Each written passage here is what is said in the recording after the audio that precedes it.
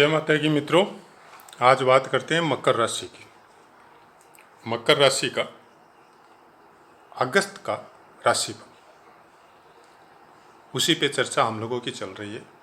हालांकि नक्षत्रों का पाठ कंटिन्यू चल रहा है, तो उसके विषय में कोई वो नहीं है कि मैं पाठ अभी स्टॉप करूँगा, वो चलते ही रहेगा। जब तक मैं नक्षत्रों का पूरा पाठ आपको नहीं दे देता तब तक चलते रहेगा।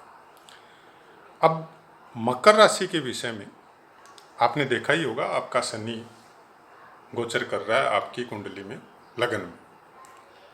इस समय में शनि आपके शरीर को स्वस्थ रखेगा, शारीरिक पीड़ा से निजात दिलवाएगा, लेकिन थोड़ा सा माथा दर्द और माथे दर्द की कभी इस साइड में कभी उस साइड में ये प्रॉब्लम आपको हो सकती है। तो उसके विषय में आपको डरने की ज़रूरत नहीं है, क्योंकि कोई मेजर इफेक्ट नहीं है। ये वायु तत्व का प्रॉब्लम हो सकता है आपके शरीर में, कुछ गैस की वजह से कभी लेफ्ट साइड का माथा दर्द करना, कभी राइट साइड का माथा दर्द करना, या कभी बीच का करना। तो गैस से संबंधित कोई एक्सरसाइज हो या जो चीज़ गैस उत्पन्न करे, जो भी सामान तले हुए भुजे हुए, उन सब से जब तक शनि आपका इस साल तो रहेगा ही, अगला साल भी रहेगा, थोड़ा दूर रहने का कोशिश करें। थोड़ी उबली हुई चीज़ों का ज़्यादा सेवन करें। यहाँ से शनि आपके सप्तम स्थान को देखेगा, वहाँ पे बुध और सूर्य पहले से ही प्लेस है। तो इस स्थान पे बुध और सूर्य के प्रभाव को कुछ ज़्यादा ही बढ़ाएगा, क्योंकि लगन का स्वामी है। और लगन का स्वामी जब सप्तम स्थान को देखता है तो व्यापार में भी सफलता दिलवाएगा, लेकिन धीरे।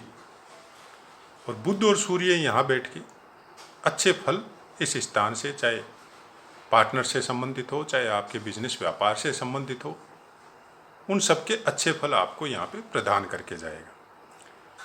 तीसरे घर को देखेगा, पराक्रम में वृद्धि करेगा। पराक्रम के द्वारा आपको जो सम्मान मिलना चाहिए वो मिलने का चांस करेगा। उसके बाद में ये 10वें स्थान को देखेगा उच्च दृष्टि से, तो आपके कर्म क्षेत्र की वृद्धि करेगा, आपको कामों में बिजी करेगा, बहुत ज़्यादा हार्ड मेहनत करवाएगा, और उसका फल भी आपको देखने को मिलेगा। उसका इनकम, जो मेहनत आप करेंगे उसका इनकम का साधन केतु दिलवाएगा। केतु 11वें स्थान में प्रेजेंट है। गुरु बैठा है आपको दूसरे स्थान पे, तो दूसरे स्थान पे गुरु बैठा हुआ आपको धन संबंधी जो प्रॉब्लम है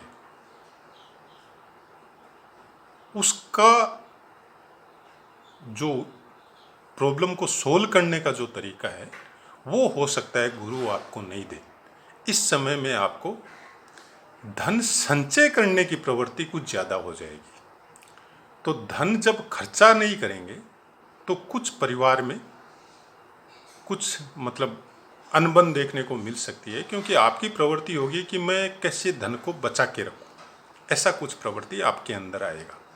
और यहाँ से 6 स्थान को देखेगा, तो कुछ कामों की वजह से या अपने व्यापार या पारिवारिक जिम्मेदारी की वजह से यहाँ पे हो सकता है कि आप कुछ कर्जा भी अपने सर के ऊपर ले लें, ये भी देखने को मिल सकता है।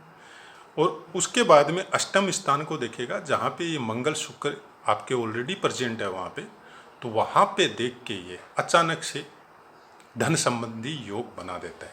चाहे जुआ सट्टा लॉटरी हो, चाहे ऐसा कोई काम जो आपने पहले किया था लेकिन उसका पैसा आपको अभी तक नहीं मिला, कोई रुका हुआ पैसा जिसका आस भी आपने छोड़ दिया था, आपने सोच लिया था कि ये पैसा मेरे को नहीं मिलेगा, वो आपको वापस मिल जाए। तो ऐसा कुछ योग गुरु यहाँ पे बैठ के बना सकता है। उसके बाद में ये भी 10वें स्थान को देखेगा, तुला राशि को, तो ये भी आपको वर्किंग में, आपके कर्म क्षेत्र में आपको प्रोग्रेस देख के जाएगा। उसके बाद में राहु 5वें स्थान में बैठा हुआ है, विद्या बुद्धि संतान के क्षेत्र में कुछ प्रॉब्लम दे सकता है ये आपको। यहाँ पे कुछ भी करने के पहले आपको 10 बार सोचना पड़ेगा। चाहे आप, मतलब राहु क्या करता है, भ्रम की स्थिति उत्पन्न करता है। सपोज आप एजुकेशन में, आप एग्ज़ाम देने जा रहे हैं, उस समय में आपके मन में ऐसा हो सकता है कि मैं पास होऊंगा या नहीं होऊंगा, पेपर कैसा आएगा। तो उससे क्या होगा कि आपकी जो जो चीज़ आपने याद की हुई है वो भी भूलने का चांस हो जाएगा। आप कोई डिप्लोमा के लिए जा रहे हैं या आप कोई इंटरव्यू के लिए जा रहे हैं, तो जो पॉजिटिविटी रहती है दिमाग में, उसमें भ्रम की स्थिति उत्पन्न करता है राहु। राहु का इतना ही काम है, उस भ्रम की वजह से ही आदमी परेशान होता है, बाकी कोई खराब नहीं करता है। अगर आप उसके भ्रम से निकल सके, उस मायाजाल से निकल सके, तो फिर राहु आपका कुछ नहीं बिगाड़ सकता। बुध सूर्य सप्तम स्थान में, सप्तम स्थान में बुध सूर्य बैठ के वही बात है, आपको फेमस करेगा, आपको हर काम में सफलता दिलाने का चांस करेगा, और अचानक से कुछ धन संपत्ति का बंदोबस्त भी यहाँ पे बैठ के बुध और सूर्य करवा सकता है। मंगल और शुक्र पांचवें स्थान सिंह राशि पे आपके अष्टम स्थान में बैठे हुए हैं, तो इस समय में धन संपत्ति तो कोई प्रॉब्लम नहीं आएगी धन से कनेक्शन में, तो लेकिन इस समय में प्रॉब्लम आपको थोड़ा सा व्हीकल वगैरह से या रास्ते में चलते हुए थोड़ा सावधान रहने का ज़रूरत है। केतु का मैंने आपको बता दिया। अब यहाँ पे क्या होता है, बुध जो है, चंद्रमा का नहीं बताया, वो मैं बाद में बताऊंगा आपको। बुध जो है वो 9 तारीख को यहाँ से स्थान चेंज करके यहाँ आ जाएगा, और 12 तारीख को शुक्र यहाँ से निकल के वहाँ चला जाएगा। सूर्य जो है 17 तारीख को यहाँ से निकल के यहाँ आ जाएगा। तो तीनों ग्रह 27 तारीख तक यहीं रहेंगे। अब इसमें कुछ ये भी हो सकता है कि बुध और सूर्य का, जैसे हम लोग कुंडलियों में बोलते हैं ना, 3, 6, 12 का मालिक अगर 19 स्थानों में हो तो विपरीत राजयोग होता है। तो विपरीत राजयोग का मतलब क्या होता है कि आपको जबरदस्त मेहनत करवाता है और उसके बाद में सफलता देता है, संघर्ष से सफलता देता है। मतलब मेहनत करवाने का योग यहाँ पे बैठता है। अचानक से कोई आपको धन संपत्ति का भी कोई चांस क्रिएट हो सकता है, चाहे वो किसी भी रास्ते से हो सकता है। आपने जो सोचा नहीं था वैसा कुछ काम आपके साथ हो सकता है। आपके कर्म क्षेत्र में इतनी ज़्यादा प्रोग्रेस ये दिलवा सकता है कि जिसका फ़ायदा आपको फ्यूचर में जाके मिले। तो ऐसा कुछ ये योग यहाँ पे करवाएगा। उसके बाद में बुध 27 तारीख को यहाँ से यहाँ चला जाएगा, यहाँ में आएगा आपको 9 तारीख को, और फिर 27 तारीख को यहाँ आ जाएगा।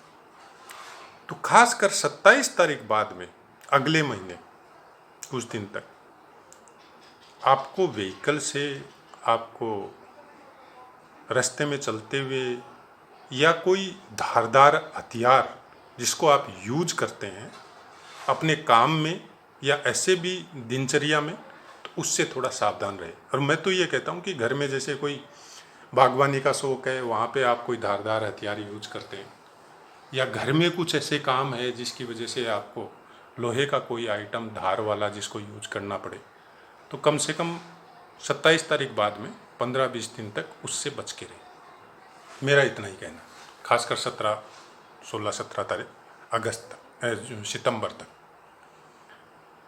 तो उससे उसका फल कम हो जाएगा। अब यहाँ पे करना क्या है, खासकर अगस्त महीने के लिए, आगे के लिए भी सोच सकते हैं। राहु का थोड़ा सा आपको ध्यान रखना है। उसके लिए क्या काम करना है, एक तो अपने आप को पॉजिटिव रखना है। कैसी भी परिस्थिति हो, कैसी भी सिचुएशन हो, आप उसको पॉजिटिव रखें। पॉजिटिव रखने का तरीका, अगर आप सुबह जल्दी उठते हैं तो सूर्य की रोशनी में 5 या 10 मिनट या 15 मिनट या 20 मिनट उगते हुए सूर्य की रोशनी अपनी बॉडी पे आने दें। अपने चेहरे पे, अपने शरीर पे उसको ग्रहण करें। अगर धर्म कर्म में रुचि रखते हैं तो फिर सूर्य को जल दे, गुड़ या कोई भी चंदन डाल के उसको जल अर्पित करें, और थोड़ी देर सूर्य की रोशनी में स्टे करें। चाहे बैठे, चाहे खड़े रहे, चाहे घूमे, लेकिन थोड़ी देर सूर्य की रोशनी अपने शरीर पे आने दें। उससे क्या है, आपकी पॉजिटिविटी बढ़ेगी। जितना हो सके पॉजिटिव रहिए, और सुबह कम से कम 5 मिनट तक प्राणायाम जरूर कीजिए। प्राणायाम और अनुलोम विलोम ये केवल शरीर के स्वास्थ्य के लिए नहीं है, ये आपके ग्रहों में भी आपको बहुत कुछ बेनिफिट देता है। अब आते हैं चंद्रमा के ऊपर कि चंद्रमा का मैंने नहीं बताया। चंद्रमा के लिए ऐसा है कि चंद्रमा 2.5 दिन में राशि परिवर्तन होता है और बहुत से स्थानों में, मतलब 70% 80% स्थानों में चंद्रमा का गोचर शुभ होता है। आपकी जन्म राशि के हिसाब से चंद्रमा का शुभ गोचर कहाँ कहाँ होगा, उसके विषय में, कौन से ग्रह का शुभ गोचर कौन कौन सी राशि में होता है, कौन कौन से भाव में होता है, वो पाठ मेरे वीडियो पोस्ट किए हुए, हर ग्रह के बारे में किए हुए। आपके पास ज़्यादा समय नहीं है, आप चंद्रमा का शुभ गोचर सुन लीजिए, बाकी का अगर नहीं सुनना चाहते हैं, और उसको एक छोटे से पन्ने में नोटिंग करके रख लीजिए कि आपकी जन्म राशि के हिसाब से चंद्रमा का इस राशि में गोचर फल आपके लिए अच्छा है। उसके बाद में नक्षत्रों के विषय में भी कौन से, आपका जन्म नक्षत्र कौन सा है और उसके फेवर में उस जन्म नक्षत्र से आपके लिए कौन कौन से नक्षत्र शुभ है, वो भी नोटिंग कर लीजिए। जैसे चंद्रमा 2.5 दिन में चेंज होता है, वैसे नक्षत्र डेली चेंज होता है। पंचांग के द्वारा, पंचांग का ऐप आता है, स्मार्टफोन पे डाउनलोड कर लीजिए, उसके द्वारा आपको डेली पता चलता रहेगा कि आज नक्षत्र कौन सा है और आज चंद्रमा कौन सी राशि पे भ्रमण कर रहा है। उसके हिसाब से आप अपना शुभ दिन डिसाइड कर सकते हैं।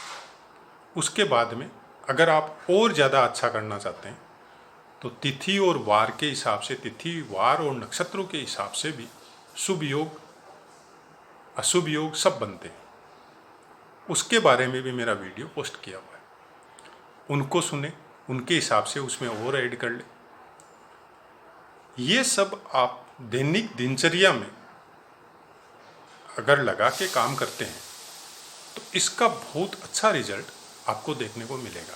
से आपको कोई काम के लिए जाना है, कोई नया काम हो, चाहे पुराने काम में कोई बात नहीं करनी हो, या किसी से मिलना हो नए आदमी से, या कोई एजुकेशन संबंधित कोई काम हो, या और भी कोई जितने भी रोज़मर्रा की लाइफ में जो अच्छे काम होते हैं उसके विषय में अगर कुछ भी नया करना है या पुराना में कुछ नया ऐड करना है, जिस दिन भी जाना हो उस दिन आप देख लीजिए आपके राशि के हिसाब से आपका नक्षत्र आपका फेवर कर रहा है या नहीं कर रहा, आपका चंद्रमा शुभ गोचर है या नहीं है। बाकी ग्रह देखते हैं तो बहुत ही अच्छा है, बाकी ग्रह अगर नहीं देखते हैं तो खाली चंद्रमा केवल अगर देख के चले तो भी बहुत अच्छा है।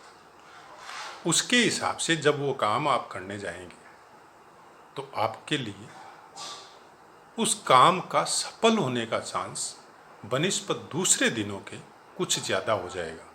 प्रैक्टिकल में जब 10-20 बार इसको आप अपनाएंगे तो फिर धीरे धीरे वो दिमाग में सेट हो जाएगा। शुरू शुरू में नोट करके रखना पड़ता है, मेरे को भी रखना पड़ा था। आज के टाइम तो दिमाग में फीड हो गया, आज मेरे को पता रहता है कि कौन सा दिन कौन सा नक्षत्र गोचर होगा, कौन सा दिन कौन सा तिथि के अंदर कौन सा मुहूर्त आएगा। शुरू शुरू में नोटिंग करने से फिर धीरे धीरे अभ्यास में वो चीज़ दिमाग में सेट हो जाता है। तो उसके हिसाब से जब हम लोग चलेंगे आपको आश्चर्य होगा सुन के कि हम लोगों के बुजुर्गों को, जो पढ़े लिखे भी नहीं थे बहुत से घर में, उन लोगों को ये जवानी याद रहता था कि आज ये तिथि है, आज चंद्रमा इस तिथि में होगा। मतलब चंद्रमा का वो जो कला देख के कि चंद्रमा का कितने अंश में वो उदय हुआ है, वो देख के बता सकते थे वो कि आज तिथि कौन सा होगा। तो आप सोचिए कितना बड़ा विज्ञान है जो हम लोगों के बुजुर्गों को था और हम लोग भूल गए। क्यों भूल गए, ये बहुत लंबा विषय है। किस लिए याद नहीं किया, इसके ऊपर क्यों उंगली उठानी चालू कर दी ज्योतिष पे। ज्योतिष पे आप उंगली उठा सकते हैं, लेकिन ज्योतिष के जो सूत्र है, ज्योतिष जो दिनचर्या में जो हम लोगों को काम आता है, जो चीज़ें, उसके ऊपर अंगुली उठाने के पहले थोड़ा सा सोच के देखें कि ये अंग्रेजी का ज्ञान तो ये 100-150 साल का है, उसके पहले तो यही ज्ञान था, हम लोगों का भारतीय ज्ञान ही था। क्या आज जो हम लोग भोग रहे थे उस समय में वो लोग भोगते थे? आज जो हम लोग एक दूसरे के साथ दुश्मनी बांध के रखते हैं या एक दूसरे से केवल अपने ही सुख के विषय में सोचते थे, क्या हमारे बुजुर्ग, हम लोगों के बुजुर्ग ये सब सोचते थे? कितना बदलाव हुआ और कितना परसेंटेज अच्छा हुआ। इस चीज़ को जब आप खुद रिसर्च करेंगे तो आपको पता चलेगा कि हम लोगों ने क्या खोया और क्या पाया। जहाँ तक बात है मकर राशि की, मकर राशि को वैसे अगर हम लोग देखने जाएं तो मकर राशि मोस्ट प्रोबली बहुत अच्छी होती है। ऐसे जातक प्रायः हाई फाई सर्विस करते हैं, आईएएस आईपीएस, सेना में उच्च अधिकारी, ये सब होते हैं। इनका कोई भी काम धीरे हो सकता है लेकिन पुख्ता होता है, क्योंकि ये बहुत सोच समझ के, पूरा निष्कर्ष निकाल के, पूरी रिसर्च करके उसके बाद में उस काम को स्टार्ट करते हैं। ये उस काम का हानि लाभ पहले ही निकाल लेते हैं। ये उस काम को कितने दिन में कंप्लीट कर सकते हैं वो चीज़ पहले ही निकाल लेते हैं। और इनका आइडिया, इनका उस काम के विषय में सोचने का तरीका आम आदमी से बहुत हटके होता है। कैलकुलेशन जो इन लोगों का दिमाग में होता है उसको मतलब संभालना कोई दूसरे के बस में नहीं होता है। शनि का विशेष इफेक्ट होता है इन लोगों के ऊपर, तो ये जिस काम में भी हाथ डालेंगे उसमें फिर ये नहीं सोचेंगे कि मैं कौन सी परिस्थिति में हूँ, मैं कहाँ सो रहा हूँ, कहाँ बैठा हूँ, क्या कर रहा हूँ। नहीं, सब चीज़ से ध्यान हटा के उस काम के पीछे लग जाएंगे और उस काम को प्राप्त करके छोड़ेंगे, उसको कंप्लीट करके छोड़ेंगे, उसको बीच में नहीं छोड़ेंगे। तो मकर राशि का ये विशेष इफेक्ट होता है। गोचर के विषय में हर दिन गोचर चेंज होता है और महीने में हर बार चंद्रमा है, सूर्य है, मंगल बुध है, चेंज होते रहते हैं और उसी के हिसाब से राशियों का फल आता है। ज़्यादा डीपली फलादेश करना पॉसिबल नहीं है क्योंकि नक्षत्रों का अपना इफेक्ट होता है। तो मेरा पहले भी मैंने राशि के विषय में कोई ज़्यादा राशिफल ज़्यादा नहीं बताया था। 3-4 महीने पहले एक बार शायद मैंने पाठ दिया था राशियों का, आज मैं फिर दे रहा हूँ। उसका कारण इतना ही है, मैं राशियों का पाठ इसीलिए देता हूँ कि आपको बेसिक नॉलेज हो और आप उस चीज़ को दिनचर्या में सेट कर सके कि कौन सी चीज़ नोट करके हम लोग खुद उसको अपने जीवन में उतार सके और उसके हिसाब से चल सके।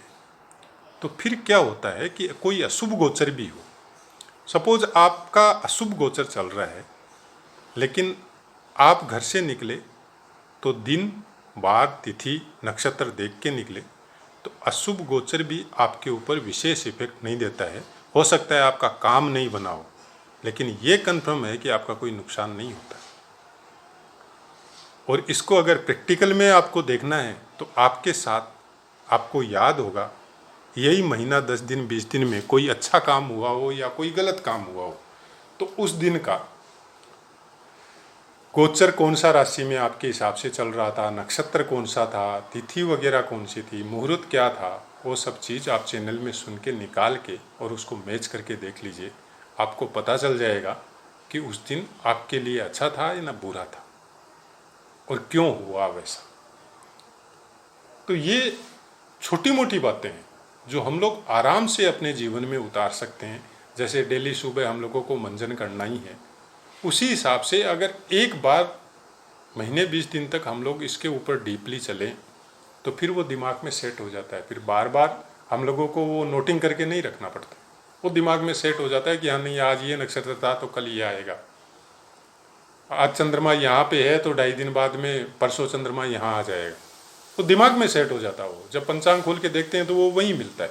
थोड़ा अंशों का हेर फेर हो सकता है, बस डिग्री का हेर फेर हो सकता है, लेकिन मिलता वही है। और चंद्रमा का डिग्री देख के तो हम लोग ये भी पता कर सकते हैं कि आज ये तिथि होगी। तो ऐसी बहुत सी बातें जो हम लोग रोज़मर्रा की लाइफ में इनको सेट कर सकते हैं। राशिफल के बारे में बहुत डीपली अध्ययन करने के लिए आपको खुद को अलर्ट होना पड़ेगा, खुद को ज्ञान बेसिक नॉलेज लेना पड़ेगा और उसके विषय में अगर आप इस ज्ञान में उत्तरोत्तर उन्नति करना चाहते हैं तो फिर अपने पास पुस्तकें भी मंगवा के रखनी पड़ेगी कि आपने ये बना लिया कि आपका मन इस ज्ञान में, आपका दिमाग इस ज्ञान में बहुत अच्छा सेट होता है और अच्छा लगता है आपको, तो फिर आप आगे बढ़िए। जो बेसिक नॉलेज दिया जा रहा है उसी को डीपली अध्ययन कीजिए। जब बेसिक को आप रिसर्च में लाएंगे और उसको समझने का कोशिश करेंगे तो वो एडवांस नॉलेज हो जाता है। हर नॉलेज बेसिक ही होता है। एडवांस नॉलेज हम लोग अपने माइंड के द्वारा उसको बनाते हैं। हम लोग जब रिसर्च करते हैं, अभ्यास करते हैं, तब फिर वो एडवांस में कन्वर्ट हो जाता है। तो जय माता की मित्रों, आशा है मेरा बोला हुआ, क्योंकि मेरा कोशिश यही रहता है कि मैं सिंपल भाषा में आपको बता सकूं, वो सब समझ में आया होगा। अगर आपको समझ में भी आ रहा है और आपको अच्छा भी लग रहा है तो आपसे विनती इतनी है कि जो भी मेरे साथ जुड़ रहे हैं इसको शेयर कीजिए, अपने दोस्तों को या परिवार में भी बताइए।